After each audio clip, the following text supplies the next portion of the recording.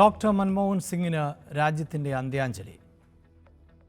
വിലാപയാത്ര സമാധി സ്ഥലമായ നിഗംബോധ് ഘട്ടിലേക്ക്. സംസ്കാരം സൈനിക ബഹുമതികളോടെ.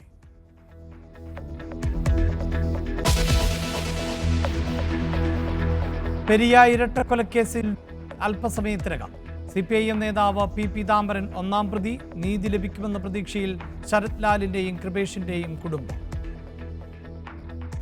ആ വിധി 24 പ്രതികൾക്കും ശക്തമായൊരു ശിക്ഷ കിട്ടുമെന്നുള്ള പ്രതീക്ഷയാണ് ഞങ്ങളുടെ കുടുംബത്തിനും ഞങ്ങൾക്കുള്ളത്. ആ പോരാട്ടത്തിന് എല്ലാ പ്രതികൾക്കും ശിക്ഷ കിട്ടണമെന്നുള്ള പ്രാർത്ഥനയോട് കൂടിയാണ്. സന്തോഷമെന്നുള്ളത് ഒരിക്കലും നമുക്കുണ്ടായി. നഷ്ടപ്പെട്ടത് പോയത് തന്നെ. എങ്കിലും നാളേക്ക് വരുന്ന ഒരു തലമുറ, ഒരു കുഞ്ഞിക്കും ഈ പ്രവണത ഈ സർക്കാർ അല്ലെങ്കിൽ ഈ പാർട്ടി ചെയ്യരുതേ. ഇനി എല്ലാ സമാധാനത്തോട് ജീവിക്കാനൊരു അന്തരീക്ഷം ഉണ്ടാകട്ടെ. ഈ വിധി കണ്ടിട്ടെങ്കിലും പാഠമാകട്ടെ എന്ന് മാത്രമാണ് നമുക്ക് മനസ്സിലാക്കുന്നത്. കാസർഗോഡ് ജില്ലയിൽ സുരക്ഷ ശക്തമാക്കി പോലീസ്.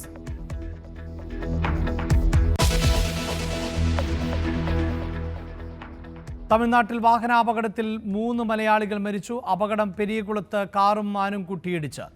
മരിച്ചവർ കോട്ടയം കുരിയം സ്വദേശികൾ. തിരുവനന്തപുരം പാറശാലയിൽ അപകടം തുടർക്കഥ. ഒരു മാസത്തിനിടെ 12 അപകടങ്ങൾ.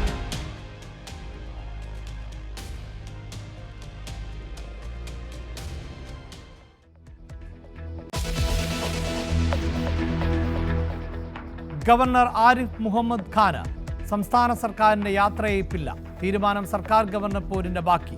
P. സദാശിവത്തോട് കാട്ടിയ പ്രീതി ആരിഫ് മുഹമ്മദ് ഖാനോട് വേണ്ടെന്ന നിലപാട്. ഗവർണർ നാളെ കേരളത്തിൽ നിന്ന് മടങ്ങും.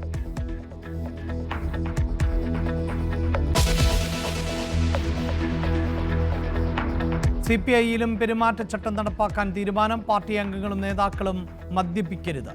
നേതാക്കളുടെ ഒറ്റയ്ക്കുള്ള പിരിവും വിലക്കി. CPIM പത്തനംതിട്ട ജില്ലാ സമ്മേളനം തുടരുന്നു. പ്രതിനിധി സമ്മേളനം MV ഗോവിന്ദൻ ഉദ്ഘാടനം ചെയ്തു.